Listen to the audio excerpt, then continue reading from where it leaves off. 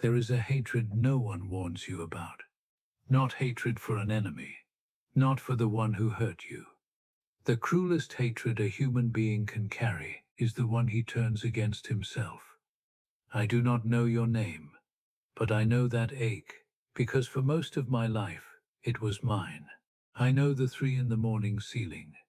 The one you stare at while you put yourself on trial for crimes no court would ever bother with. I know that quiet, ridiculous certainty that every other person on earth was handed some instruction for how to live, and that you, somehow, were skipped. They told you my name was Fyodor Dostoevsky.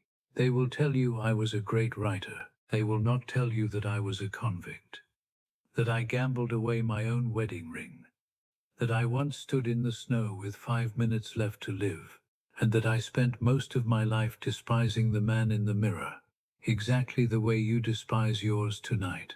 So set down whoever you have been pretending to be today. This letter is not for them. It is for the one underneath, the one who is so tired. Let me tell you who I really was, before they made me into a statue. At 24, the whole of Petersburg learned my name in a single night. My first book. They told me I was going to be the voice of a generation. Famous men wept over my pages. I walked into rooms and felt the air change. I thought I had arrived. I thought the ache was finally over. And then, within 2 years, the same men who had crowned me turned. My next books failed. The hands that had once applauded me became fingers pointing in my direction, and I, God forgive me, I was too proud to bend and too fragile to break cleanly. So I did what you do. I went home, alone, and I let the voice in. You know the voice. That cold, patient voice that waits until the lights are off and then leans in close and whispers, "You were never special. You were a mistake they corrected. You are a fraud. And now, finally, everyone can see it." Do you know that voice? Of course you do. We are carrying the same prisoner inside the same chest. For years I believed that voice was simply telling me the truth. I thought my pain was a verdict, proof that something in me was broken past any repair. I looked at simple, happy people, and I hated them a little, and I hated myself more. And I asked the question I suspect you have asked. Why does it cost me so much just to be alive? If you have ever whispered that into the dark, then listen to what I learned next. Because I did not learn it in a book. I learned it on the morning they took me out to shoot me. I was 28. My crime.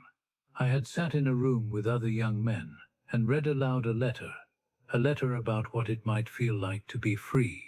We dared to dream of a kinder world. For this the Tsar sentenced us to die. One December morning they marched us into a public square. The snow was falling without a sound. I remember everything, the cold biting through my coat, the breath of the crowd, the priest holding up a cross. They tied the first 3 men to the posts, pulled white hoods over their faces.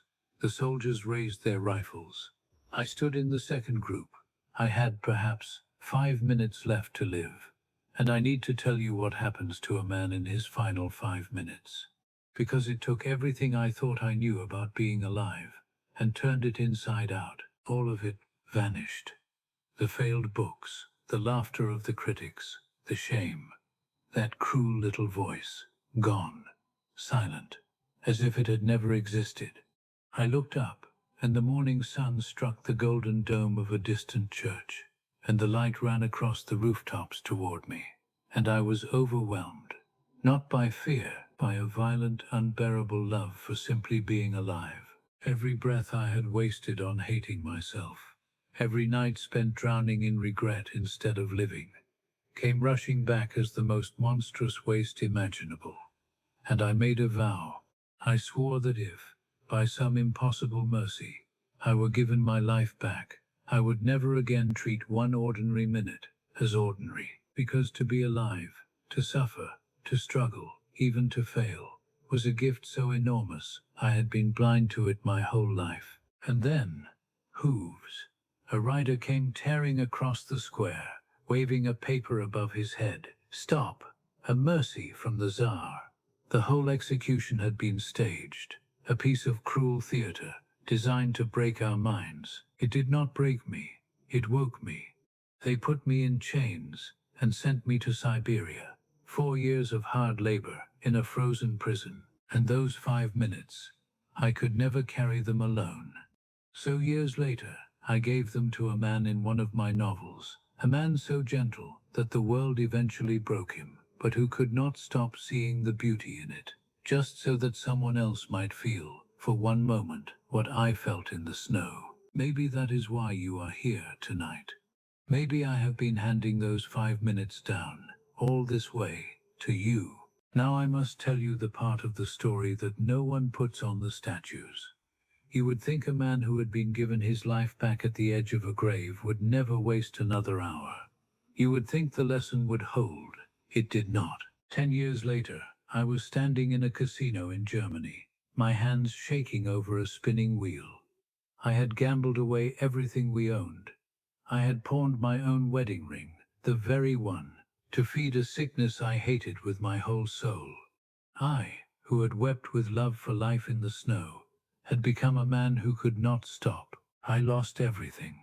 I wrote begging letters. I lied. I promised it was the last time, and then I did it again, and again, and again. Do you know that particular hell? Not the hell of falling. The hell of having already seen the truth, having sworn the sacred vow, and breaking it anyway. Of looking in the mirror and thinking, you knew better. You, of all people, knew better. And still you fell. If you have ever hated yourself not just for failing, but for failing after you knew, then you and I are the same man. And here is what I want you to hear.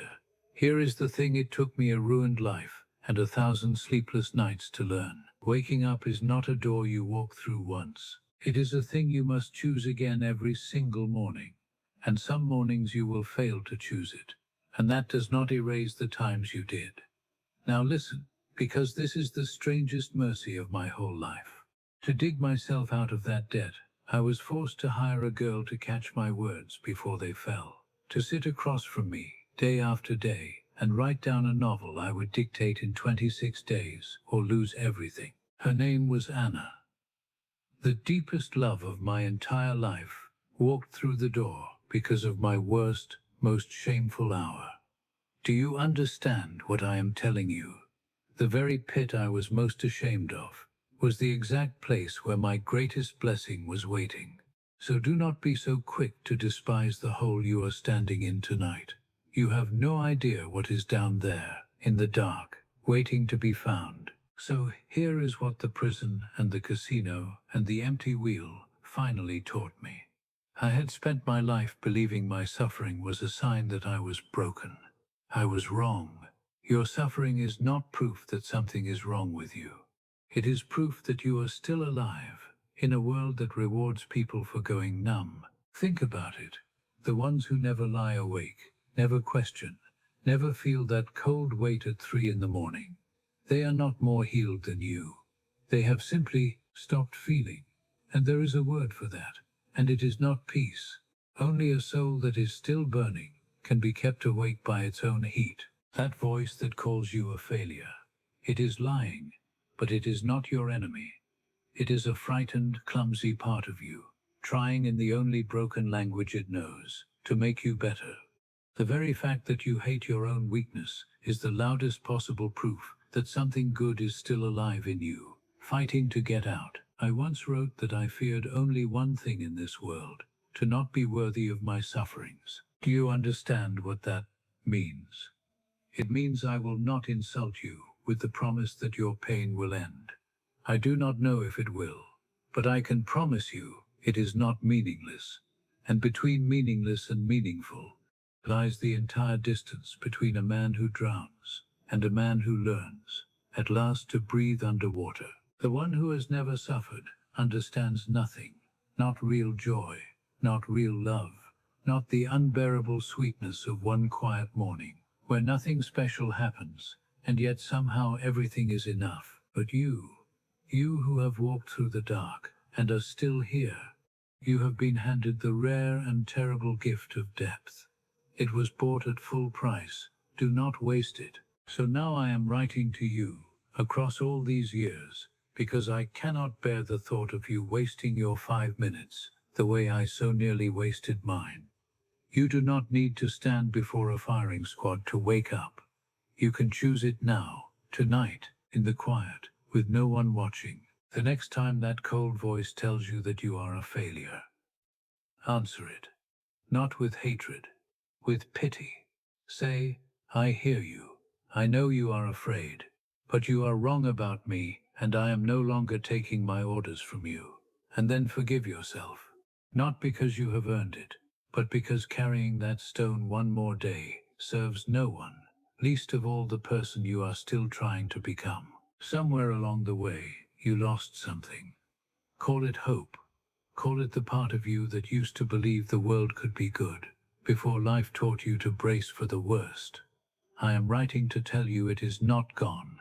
It is only buried, and the strange thing about the dark is that it keeps what we bury there safe, until we are finally ready to dig it back up. I spent 4 years in a frozen prison, and I walked out freer than I had ever been in my comfortable life before, because I had finally understood something I want to leave with you now. Beauty will save the world, not perfection, not the absence of the wound, not the life where nothing goes wrong, the beauty of a soul that has every reason to surrender and refuses. I have seen that in you, from 150 years away, through all this snow and silence. I have seen it. So tomorrow morning, when you wake with that old familiar weight on your chest, remember the man in the square who was handed his life back, and who, even when he wasted it, even when he broke his own vow, even when he fell again, was never, not once, beyond saving. Live as if the rider has already crossed the square, as if the paper has already been read aloud, as if you have already been pardoned. Because, my friend, you have. Yours, across the abyss, Fyodor.